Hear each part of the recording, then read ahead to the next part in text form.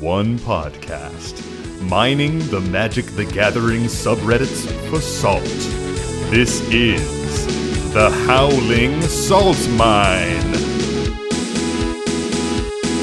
It's the Howling Salt Mine. The Howling Salt Mine.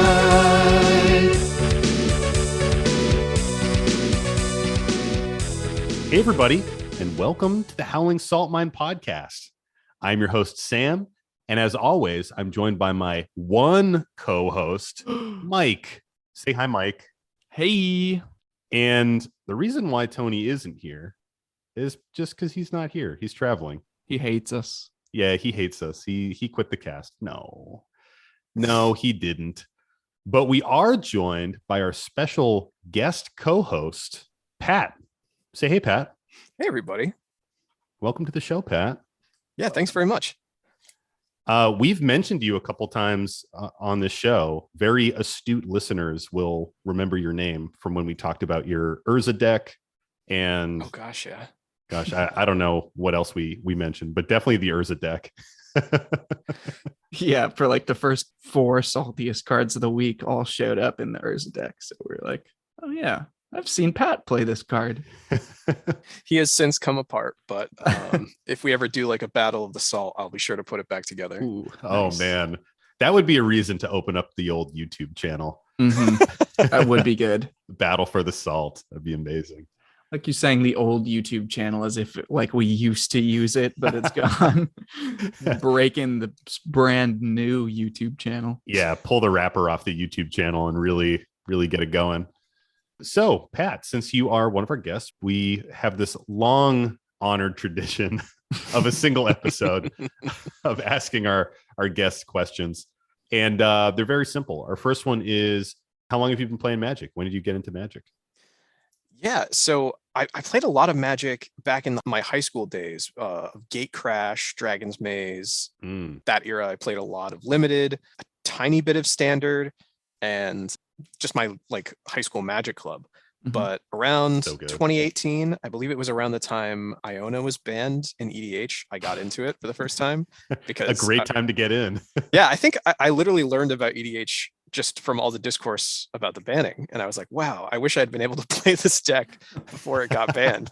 And ever since then, I think I've been kind of pulled towards like stacksier, saltier lists. Yeah, I've been back into Magic seriously for like 3-4 years. For all the listeners too, Pat and I used to play like sneak like lunch games in the high school cafeteria, or like in between races, we would be like playing under a boat.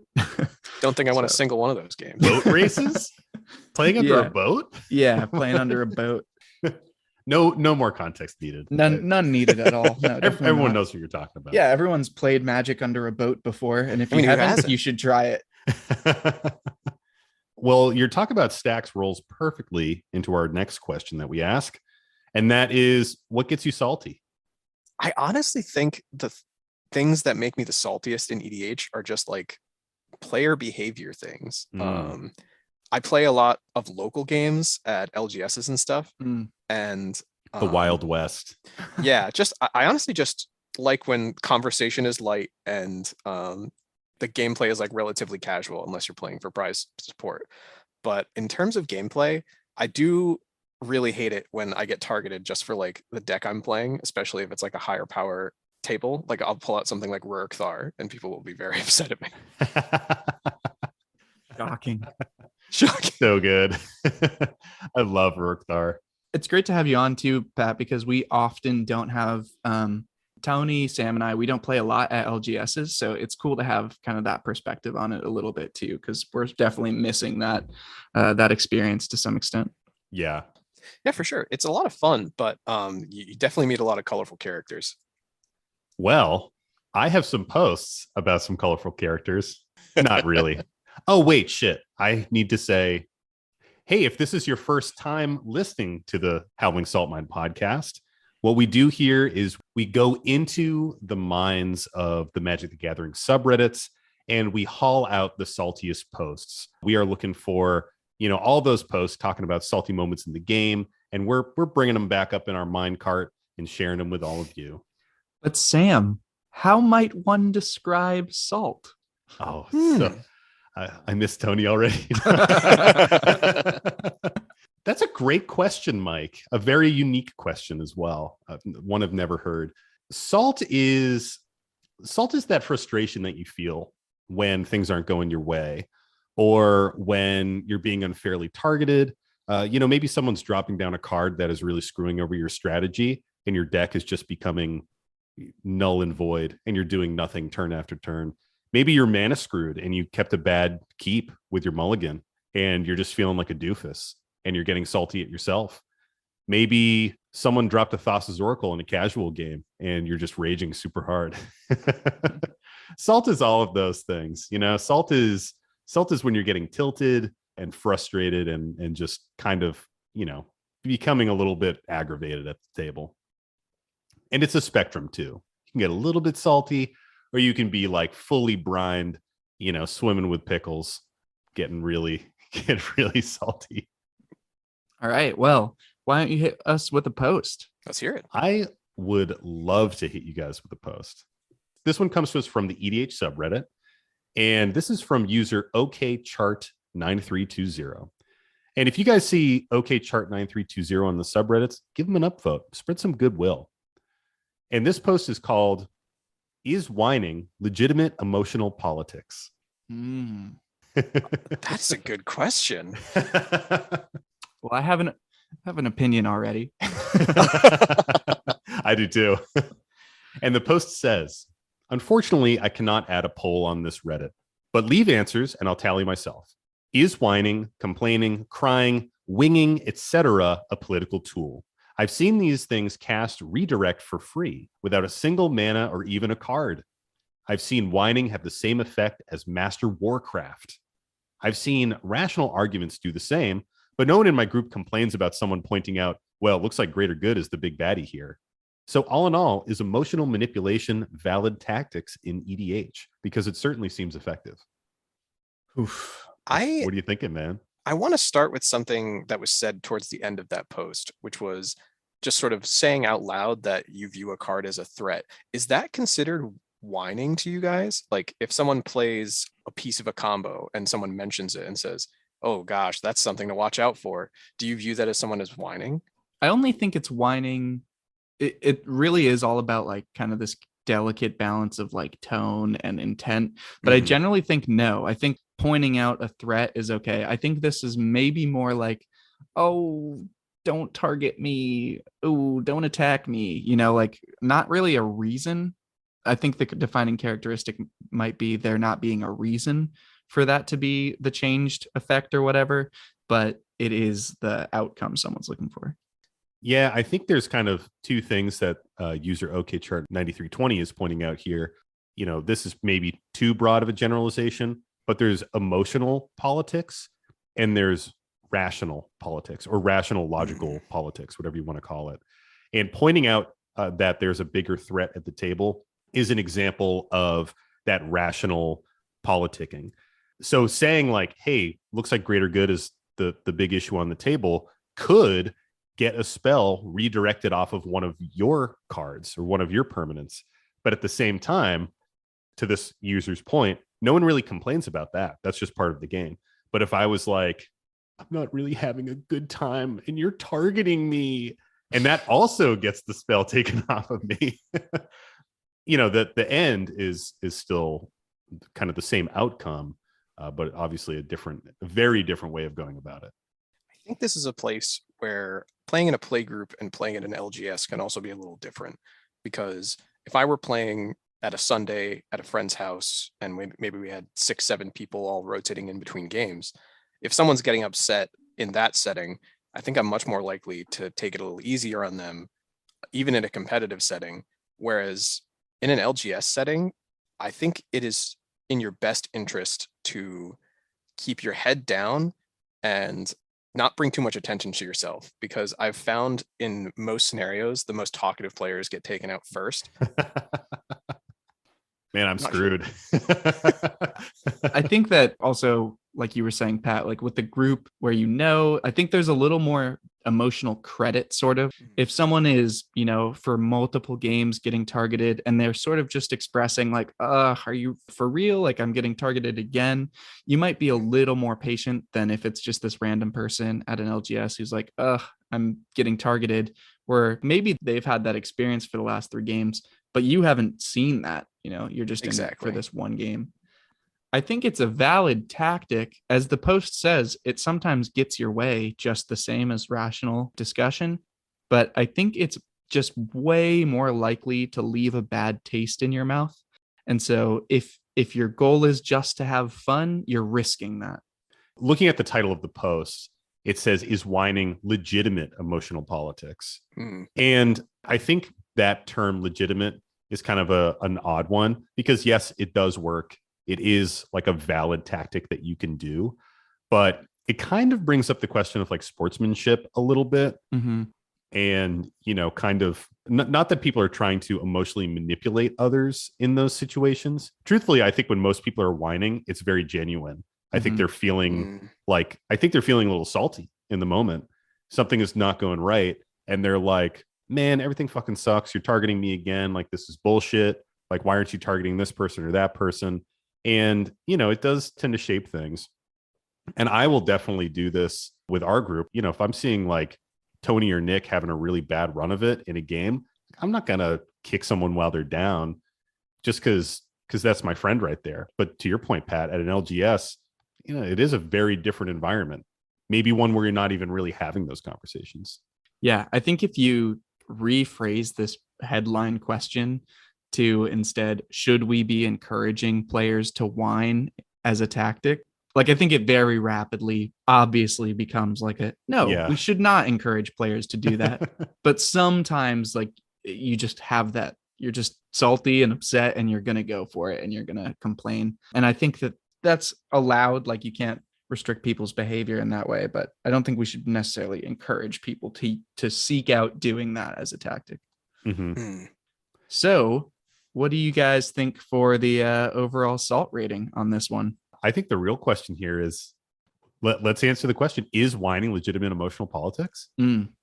Yeah, let's start there.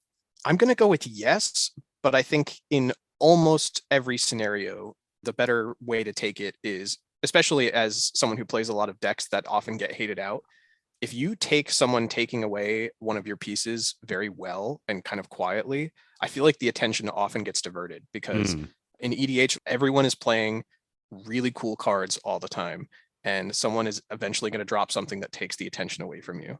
Yeah, I think my answer is yes, but please don't do it at my table. Come on, Mike. I can't believe you would say that. No. Yeah, I would say yes, but sparingly. And it works better with friends. Mm-hmm. If you are constantly whining about every single thing that gets removed, it's like the boy who cried wolf. At a certain point, I'm just not going to give a shit. And at a certain point, you're just so annoying that I want to remove your stuff now and get you off the table. Yeah, that can't be seconded enough.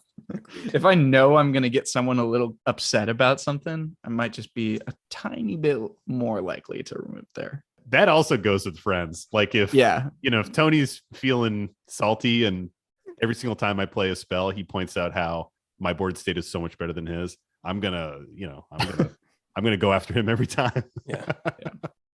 All right. Well, should we go to the next one then? Yeah, let's hit another one. Oh yeah. This is a good one. So, we record a lot of these in advance, listeners. So some of these posts are from a while back.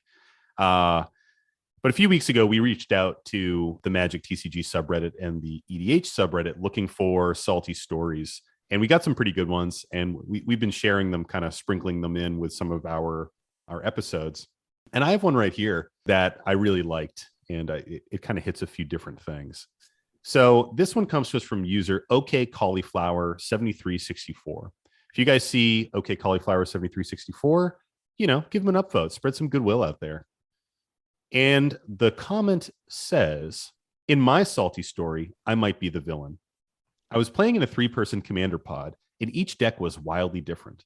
I was playing Super Friends. One person was playing Infect, and the third person was playing Gruul Beatdown. My start was pretty slow, and I convinced the Gruul player that she should focus on the Infect player instead of me, because he could kill us both with just 10 damage each. I provided her support when I could, and she dropped that guy down to 15 life. He did manage to deal her 9 poison counters, and both had taken shots at me, but not enough. And I managed to build a decent board state. Gruel realized she needed to deal with my board and agreed to take out some of my planeswalkers if Infect player would leave her alone. I warned her not to do it, but she didn't listen. She came at me hard and took 3 of my walkers. On my next turn, I played an Evolution Sage, played a land, and chose her as the proliferate target. She was not happy, and she let me know. Yeah. As soon as I put the pieces together of Super Friends and Infect like being 2 players, I knew what was happening to that third player. You're a step ahead of me. Ugh. Yeah, that's brutal. I don't even think, honestly, doesn't sound like anyone's really the villain there. I love the practice of, if you attack me, bad things are going to happen to you. And then they attack you, and then bad things happen to you. That is just like the most justice served moment. And any salt that I receive after doing that, like following through on a threat that I made, I soak that up. I live for that. Yeah. It's funny because we talked about, in the previous post, we talked about, logical politicking, like pointing out other things on the board, other threats. We talked about emotional politicking. And this is kind of a different sort of politics. It's kind of like a bit of a threat, a bit of blackmail. You're like, hey, don't do that. And the reason why you shouldn't is because a bad thing will happen to you. Sometimes that is a bluff, but those are the best ones that you can answer the mail on and kind of put up that front. Like, I keep my promises, and my promise sometimes is to retaliate against you in a strong way. Yeah, you need to be following up on people removing your cards. Yeah, definitely. I think once we lose that part of EDH, it will have truly lost everything. Because I find there a lot of times people try to make the games a bit too much like bumper cars. And when the person said, oh, I might be the villain here, as soon as you got to the part where the other player had 9 infect counters, no, yeah, there's a lot of work has gone into that. I feel as though that is a perfectly legitimate time to remove someone. Yeah, at that point, it's just low-hanging fruit. Yeah, absolutely. I mean, looking at this story, I don't really think there is a true villain here. It just sounds like optimal play and a promise kept.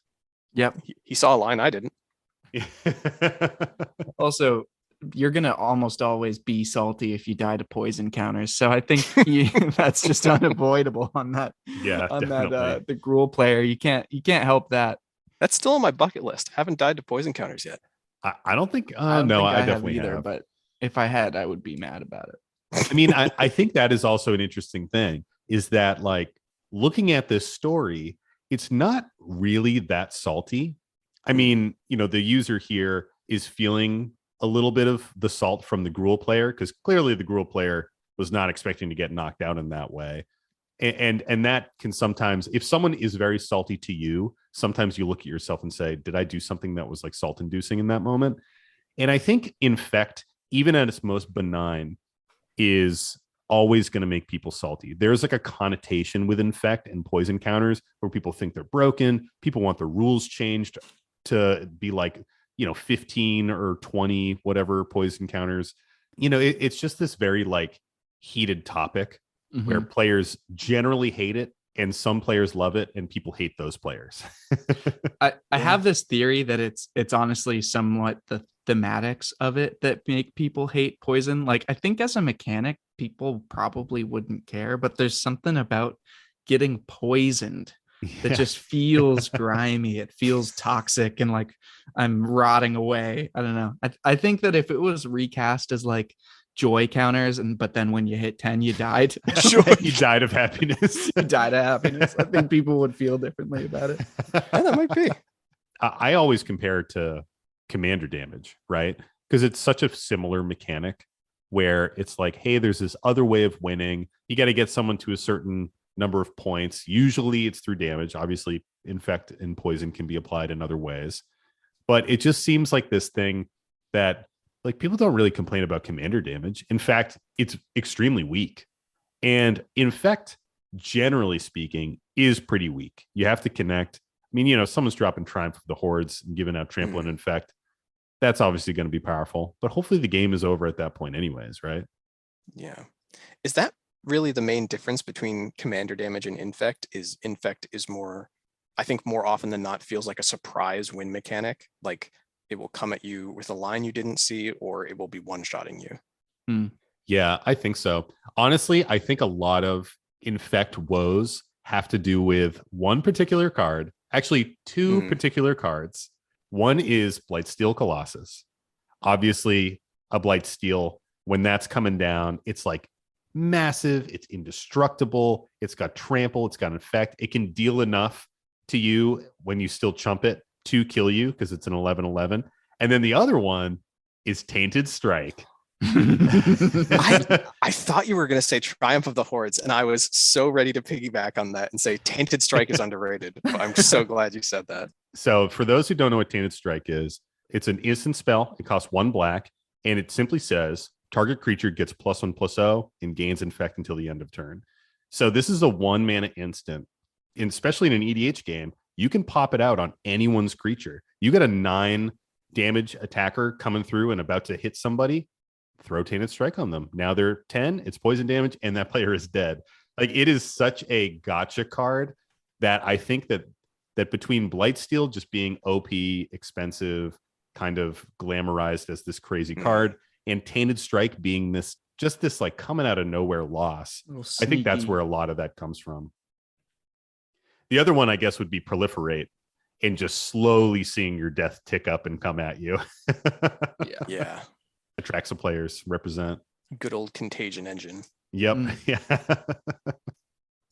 So what do we think for the salt rating on this one? I'm gonna go surprisingly low here. I don't think there's almost any salt at all. If I were cooking a dish with this amount of salt, I think I would get yelled at. No, where's the flavor? I completely agree. You know, I think this is a pretty low salt post. I do have to give some props to OK Cauliflower here, just because I love posts where people are like, I was the villain, I made someone salty. I just love that kind of like looking in the salty mirror and saying, you know, it was me, I'm evil. But I do think this is pretty low salt. You know, obviously that Gruul player was probably pretty salty. Yeah, we might have to adjust for them. Yeah. But for what OK Cauliflower is doing here, they're all good. Keep doing this, baby. This is a great move. Yeah. Everything that's been said is what I would have said. So totally agree. Kind of low. But we don't know what the Gruul player was feeling. I think if it was posted by them, it would have been a very, very different story. Maybe in all caps. Yeah. I mean, Gruul players only post in all caps, but it would have been all caps with a lot of exclamation marks too. Oh man, that's like a pin right there. There's a sticker. That's amazing. It's a good line. All right. So what else do you have for us, Sam? So I got another one here. Yes. And this is this is a good one. This is a longer one. So I'm going to read through the whole thing. I don't think it's super, super long. But this is a good one. It did spur, people who are haunting the EDH subreddit like myself may recognize this one because it did spur like 5 or 6 offshoot posts where people were all talking about this topic. This one also got pretty highly upvoted as far as the EDH subreddit goes, where upvotes are rare. This one almost hit 500, which is saying something. And it's got like 400 comments on it. Wow. So this is like a gold mine when it comes to the EDH subreddit. And this one comes to us from user acceptable load 3542. This Mike gives me such a look. Oh, raise the eyebrow there. Yeah. How is my load? Acceptable. I'm gonna have to cut all that out. Get that out of there. Or leave it in, which is usually what I do when I say cut it out. I just fucking leave it in. So if you guys see user acceptable load 3542, give him an acceptable upvote and, spread some of that goodwill. And this is titled, "Is there a gentleman's agreement to not take too long turns?" and the post goes, so I have a friend with which I play online from time to time, plus 2 random people. I can't say how long turns last on LGS tables, but online, I've had the time to use a stopwatch to count how long each user's turn is because I was bored. The difference was significant. While me and random people usually take around 4 to 7 minutes per turn, my friend is in the 15 to 25-minute range per turn, in all caps. Obviously, the first few turns are faster and the latter turns are the long ones. I told him this fact, but the answer... Sorry. I told him this fact, but have gotten answers like, 1, if someone does not like the time I take, he shouldn't be playing with me. 2, I need the time to think about my turns. 3, I don't care if people dislike it. I want to find the perfect play each turn. To which I more or less responded, okay, the time you take to think about the right play is not the only issue here. Sometimes you just randomly chat with people about non-issues. Sometimes you are taking ages to resolve simple triggers, such as draw a card. These things could be used to save time without sacrificing your time to strategize. To which he again replied, I'm not going to change the way I play. Oh, well. I told him that this is low-key disrespectful of other people's time because, and this is in bold, y'all, there is a gentleman's agreement that especially with 4 players, everyone should at least try to hurry because if everyone would take 15 to 25-minute turns, the game would last 5 hours. To which he said, this must be a joke. You can't be serious. How do you see it? What is your limit with turn duration? The game that has led to this discussion has ended because eventually, 2 hours and 30 minutes, one of the players just left because he was so frustrated with waiting. Oh, no. What do you guys think about this? That's never good. I think it's tough. I think that the person that's taking long turns probably doesn't feel like it is. They probably just feel like they're playing the rate they play at. They're probably feeling like it's a casual format, like it's fine for things to take time. But I know that this would be super frustrating to play against for everybody else. And I think one small thing that I would change about this is I don't think there's a gentleman's agreement to take short turns because there's just turns that have to be long. But I do think that there is a gentleman's agreement to continue taking game actions. Like the game should never be at a full halt. You know, someone might take a minute, 2 minutes. If you sit and look at a clock for a minute, it's so long. So someone might take about a minute to figure out a decision. But otherwise, like game actions generally should be kind of plodding along. Yeah. I think it's a communication thing as well. I think everyone has been at a point where they, as we like to say, get in the tank. You know, you are just deep thinking about your turn, thinking about the strategy. Something pivotal is about to happen, and you need to really figure out your sequencing. And we have a really good practice in our play group where we just tell the other people. We just say, hey, I'm sorry, guys. I'm taking a long time. I'm really thinking this through. Or, you know, just keep that communication going so people aren't just thinking you're like dicking around or playing on your phone or zoning out. And I think as long as you kind of keep that going, that's kind of the courtesy that gets offered here. Obviously, if every single one of your turns is getting into that 15 to 25-minute zone, there's probably something wrong there. Maybe you're not as familiar with your deck. You know, we love to goldfish our decks. For people who don't know what that means, that's where you just kind of play your deck as if you're playing against no opponents, just sort of running through the turns and running through your game actions. And for some more complex decks, that can really help. Like I have a Agave Guru of the Spores deck. It's just full of triggers, activated abilities stacked on top of each other. And for me, running through that and goldfishing it gets those sequences a little bit more familiar. So then at the table, I'm eating up less time.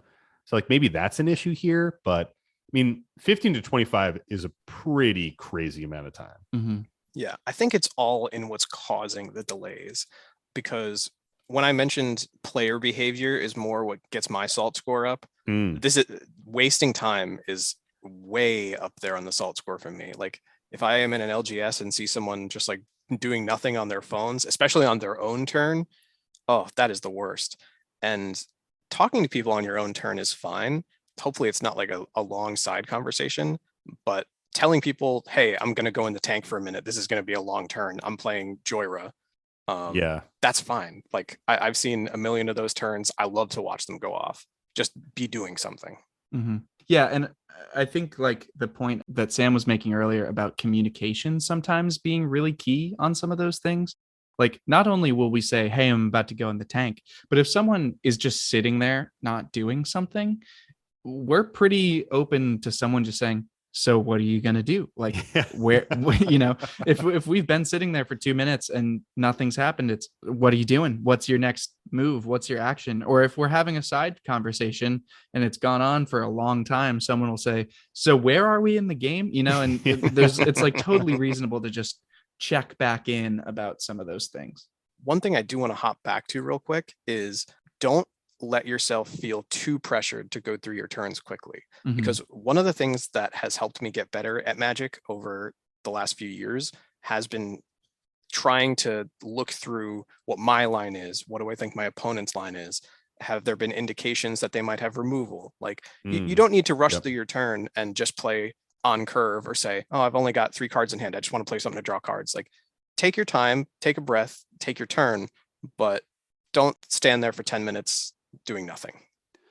Yeah, and that's especially true. I mean, we've talked about this a few times, or we talk about this pretty much every episode, but this is especially true when you're playing at the higher power levels like CDH, where, our pod plays a combination of casual games and CDH. We kind of flip back and forth. And at those higher power levels, you really do need to sequence correctly. And like you said, Pat, you need to be aware of like everything that's going on around you. You need to be thinking of, okay, what did Mike just play on his last turn? Is he indicating that he might have some kind of card in his hand? Is he going to be going off next turn? Do I need to like play with my resources and make sure I'm keeping mana up? There's a myriad of examples there, but you need to really be thinking through that stuff. And the best way to practice doing that and getting better at it is to take your time and really assess. And often, at least for me, often I will move too quickly and then I make a mistake. And that's a learning experience as well. But sometimes having the courtesy of time, especially with friends, is something that can really help you learn the game in a better way. I'm not sure if that's what's going on with this person's friend in the post. Maybe it is, but maybe they also just like a more relaxed style of play, Also, to Pat's point of player behavior being the most frustrating thing, I think in this post, the duration of time is one frustrating component of playing with this friend. But I think the lack of accountability and like response to it, of that's a you problem and not a me problem, I think that's really the worst part about the post to me. That's the Yeah. saltiest part of the post, is not being willing to say, "Oh, look, my friend is nicely asking for me to do something that will increase the ability for them to enjoy doing something I like doing with them." For your response to that to not be, "Okay, like, let me try and get better. Let's try and have more fun while we're playing this game," is just kind of confusing to me. Makes me think that this would have, this player would have a lot of other attitude pieces that would make them not fun to play with. Yeah, I could definitely see that. I mean, maybe this is a far out analogy, but it's kind of like if you're eating food with somebody and you're like, "Hey, dude, when you chew with your mouth open and make like a bunch of gross food sounds, it's really unpleasant and no one likes to be around you when you do that." And they're just like, "Yeah, well, that's how I chew. And you actually can't tell me how I chew because this is just how I chew. And if people don't like how I chew, then they can't eat food with me." It's like, well, I'm just trying to help you out here. Yeah, no, I think that's a pretty good one, especially because then at some point you might just not eat food with them anymore, And I think Yeah. that there's a risk of this happening for these two players, where it sounds like they like playing together, but that's going to be an issue eventually, and it's already impacting their games enough that players are leaving. Like, I wouldn't be able to Right. put up with that too long. Yeah, I mean, a 2.5 hour game is incredibly long. And, if this person truly is taking, even if they're just taking 10-minute turns out of a 2.5 hour game, I mean, you're only getting to like turn 10 or maybe a little bit beyond that. And I can only imagine that slow play extends to responding to instants on other people's turns. There's so much more than that. You're not just eating up time on your own turn, generally speaking, when that's a problem. So just to wrap it up here, what do you guys think about like the salt rating here? and kind of where is the salt? Because there's a few different things going on in this post. I think the salt score here is pretty high. And I think the salt is really coming from the player behavior and his friend's response in saying, I see you have a problem with me taking longer turns, but I don't want to address that. And I think that response is beautifully salty.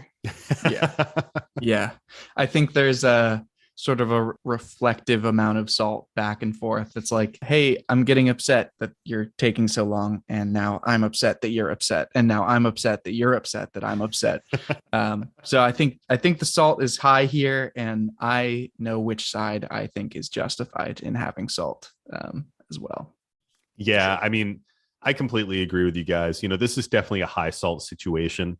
I think that user acceptable load is totally in their right to bring this to the subreddit, say like, hey, this is kind of a whack situation, isn't it, everyone? And pretty much everybody is like, yeah, this is fucked up and stupid. Yeah. And, one thing I will say is that there are a lot of posts on the EDH subreddit about like what gets you salty. What's the saltiest thing that happens to you? I mean, I've asked that question from our account on the various EDH or the various Magic the Gathering subreddits. And one of the common denominators is people taking extremely long turns where things don't happen. We talk about it here on our show a lot as well. And it's either somebody just slow playing, inattentive, not really thinking what they're doing, not thinking of their turns in advance, needing to be like reminded of the board state when their turn comes around, or it's somebody who's taking so many compound game actions on top of themselves, and then nothing is really happening with it. Like someone going off on a 20-minute joy return, and then at the end, they just pass the turn and nothing really happens. Mm-hmm. I think whenever you are in a situation where you are sitting back and watching someone else eat up time in the game, you start to disengage a little bit. And you really need that engagement to continually enjoy the passage of the game. Yeah, there's nothing saltier than sitting down to play some Magic and not getting to play Magic. And that can happen a number of ways. And people taking way too long on their turns is one of the prime ways of that happening. Yeah, I will say, as a Stacks player, I resent that. I do too. I mean, at least with Stacks, there's some enjoyment at the table for me. Yeah. Right. Stacks is now you have to play weird Magic, but you still Kinda, yeah. usually get to kind of play. You're still It's playing in the slightly rules. different. There's a nuance there. It's just weird Magic. Weird. It's like, hey guys, what if the crazy idea? What if we only played one spell per turn? What if all our Yeah. spells cost one more mana? Wouldn't that be Yeah. so much fun? Would Yeah. that be crazy? What if we only got to untap one land a turn? Wouldn't that be wild? Hang on. It's going to be a fun one. That's what I'm here for. So good. Yeah, it's funny not having Tony because he isn't a Stacks player, even though he does play Stacks in his CDH decks, and he will deny it. But it's funny because the three of us here are Stacks players to varying capacities. Don't hit unsubscribe, dear listeners. I swear we're kind of heart. Play Stacks out of love. It's mostly for the CDH table sometimes. Sometimes. Oh man, I'm totally going off book here, but somebody recently said something on the Magic TCG subreddit, and they said, boy, do I hate Stacks and hate bears, but they're healthy for the format. That's a great attitude to have. Yeah, that's such a good attitude. Yeah. Like they suck to play against, but man, they crush the strongest strategies, and sometimes you need that shit. Yeah, definitely. One of the best lessons I ever learned to stay positive for EDH is learn to love losing to new things. Every time somebody beats me in a new way, I am excited about it, or at least I try to be. Yeah. And that pairs really nicely with if you're losing to the same thing over and over again, that's on you. I think those two attitudes go hand in hand. That was a huge lesson for me early on in my Magic life, was if I'm losing to something, I have to beat it. I can't just expect someone to play nice. Yeah, definitely. Especially if you're in like a nicely insulated pod, that's a time to like look at your deck and reconstruct and rebuild. So, well, hey guys, I think it is time. I think it's that very special time every week We return it over to Mike and we say, Mike, what's the salty card of the week? Alrighty. This card is Jin Gitaxias, Core Augur. It's 8 and 2 blue for a legendary creature, Praetor, with flash. At the beginning of your end step, draw 7 cards, and each opponent's maximum hand size is reduced by 7. It's a 5/4. So, Pat, does this card make you salty? If I'm the one playing it, no way. But Well, of I will course. say, discarding your entire hand is one of the worst feelings you can have in Magic. So I'm going to say, yeah, this is one of the saltiest cards you can see. However, I feel like most times someone is able to play it unless it's being reanimated. It's been earned. All right. Sam, does this make you salty?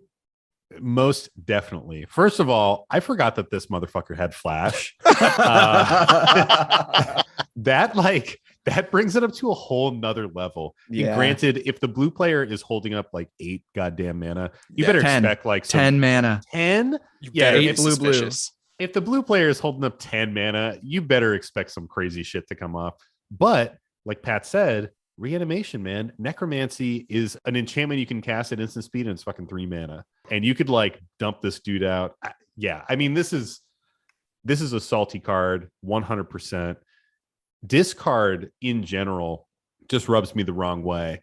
But this is almost like a whole nother category of that. I'd almost call it like hand denial.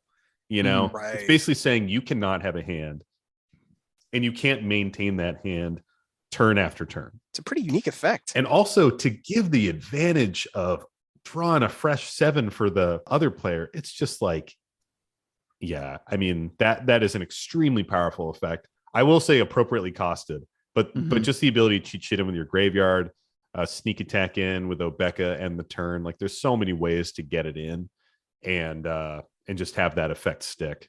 But that's brutal. Yeah, I think I'm at the same spot as you guys. I mean, this is a game altering effect at its core, and it's definitely one of those things that's going to stop people from playing Magic. You know, we just talked about that being one of the saltiest experiences when you don't get to play. And with this, if you aren't drawing anything good off the top of your deck, you don't get to play. And there's basically one cycle of the table, one turn cycle of the table. And if it's not removed, everybody's top decking from then on out. It's just a almost guaranteed slow death for everybody involved. We've all had that situation at some point in our Magic careers where you are hell-bent. For those who don't know that term, it's when you have no cards in hand. And every turn that comes by is you are just top decking. Mm-hmm. And there's no shittier feeling. And maybe that happened because you played out all your gas too soon and you're just left with nothing. Maybe you don't have enough card draw. Maybe you just built a shitty deck, like whatever. It happens to everybody. It's happened to me tons of times. And there is no worse feeling than just being like, am I going to be able to do something this turn? Nope. Another shitty card. Not the card I needed. I guess I will play a land and pass. And then you get to that point where you're even like keeping a couple land in your hand so people think you have a hand when really you don't. That's the Jin worst. Gitaxias doesn't even let you do that. Yeah. You can't even bluff that you have a hand. So painful. Man, I forgot about the Praetors. I am looking forward to working our way through all 5 of the originals and probably the 5 new ones that are currently getting printed or will be printed. Do you really think the new ones are that salty? I mean, Urabrask sucks, but the other ones are good. So I think we skipped it, but the 4th saltiest card is Vorinclex, Voice of Hunger. Maybe we do a double salty card of the week right now because let's do it.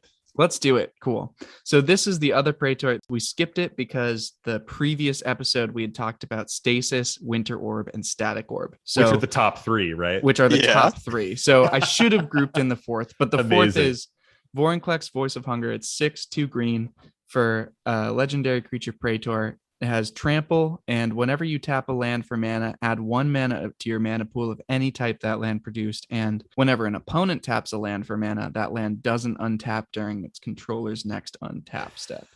That's a 7/6. So I skipped it because it's super similar to Stasis and Winter Orb.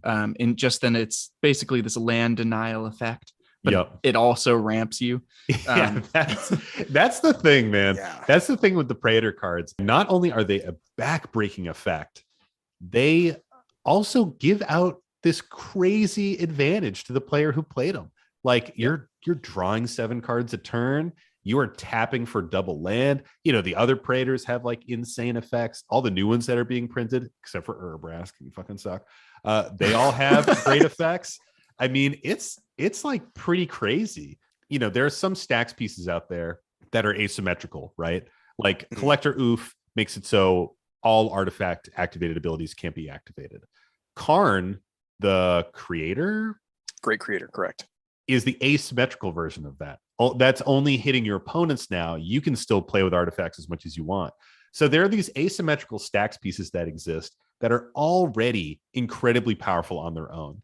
And this is an asymmetrical stacks piece or an asymmetrical effect, maybe not truly stacks, depending on which one you're picking, but it's an asymmetrical effect that is also giving you an advantage that's equal and opposite in the other direction. Everyone can only tap their mana every other turn. You get double mana every turn. Like it's just crazy, man. Yeah. These cards are salt inducing.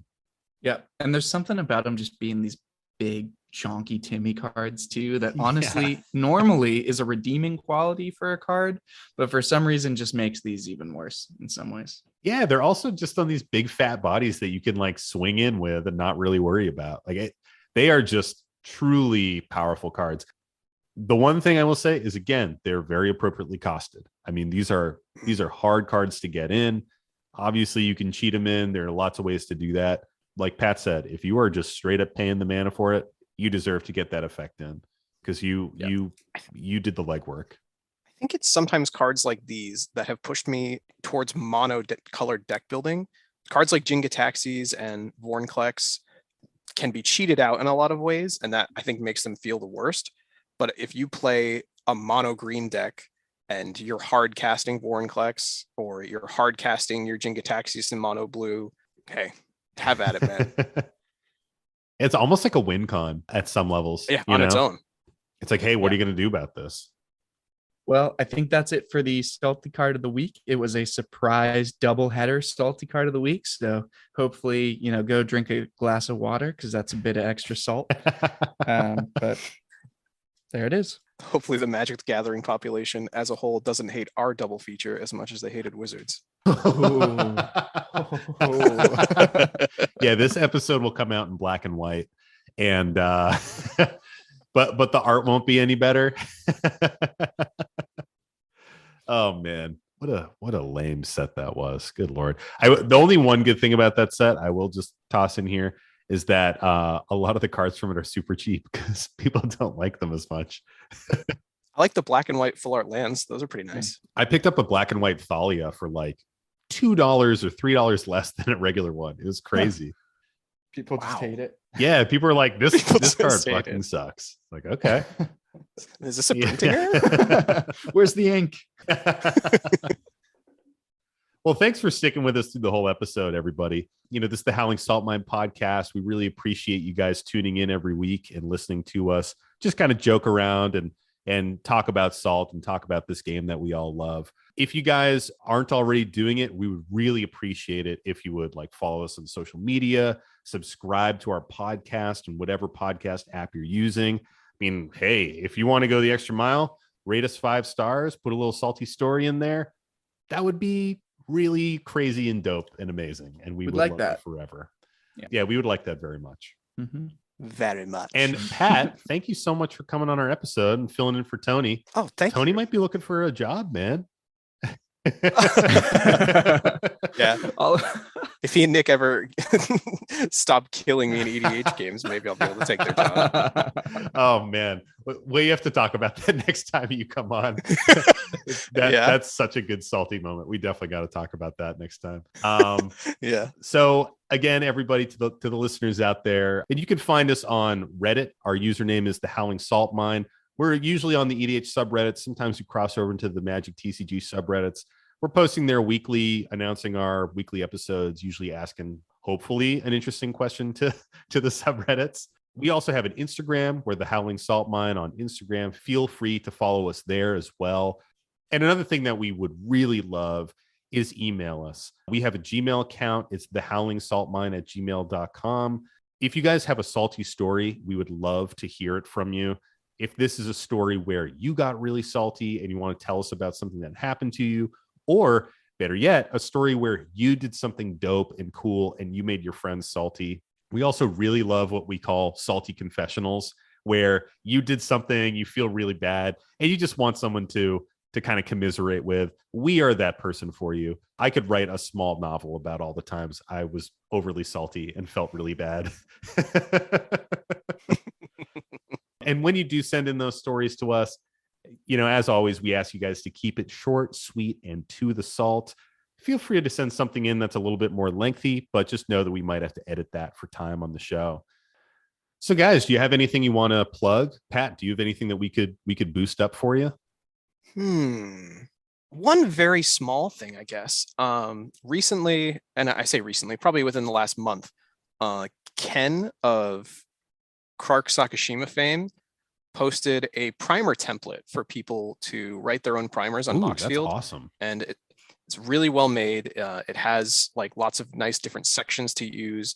I think it's on his Twitter, and I believe it's in his Discord if anybody wants it. The name of that Discord for you is The Thumbless, and I'm sure you can find it on his Twitter. That's amazing. I always have visions of grandeur of making these amazing primers, and then they just end up being like 2 shitty paragraphs. So that is awesome. What a great resource.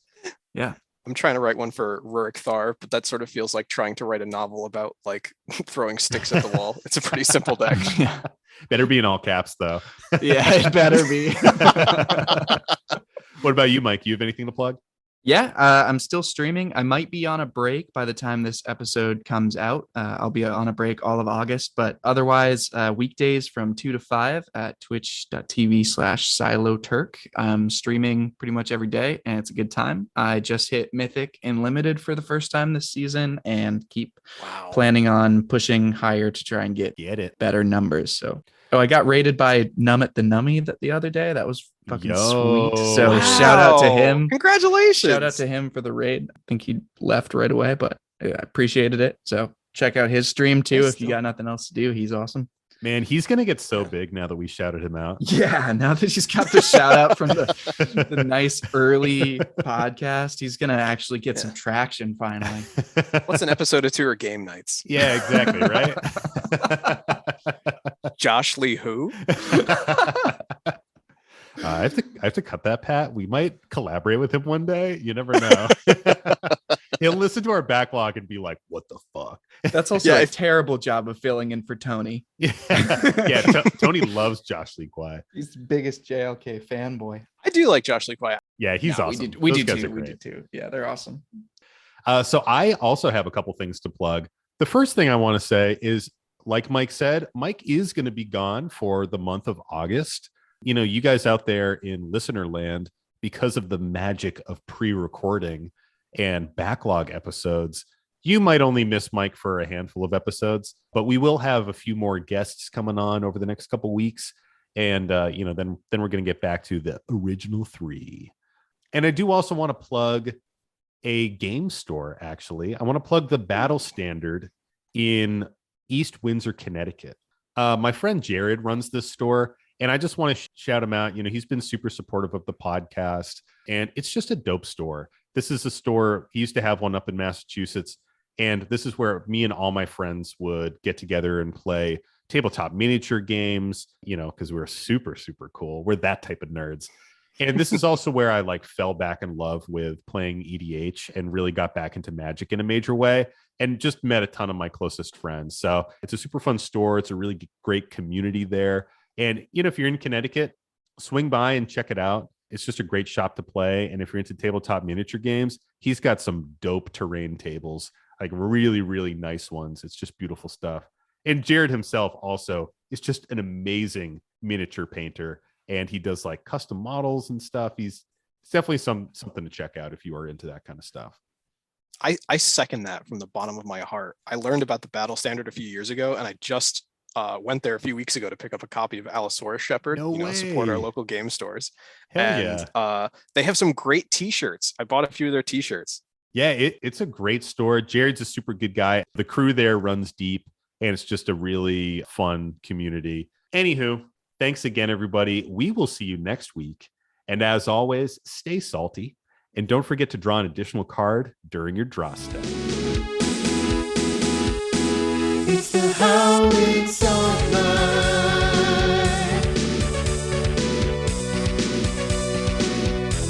The howling song night.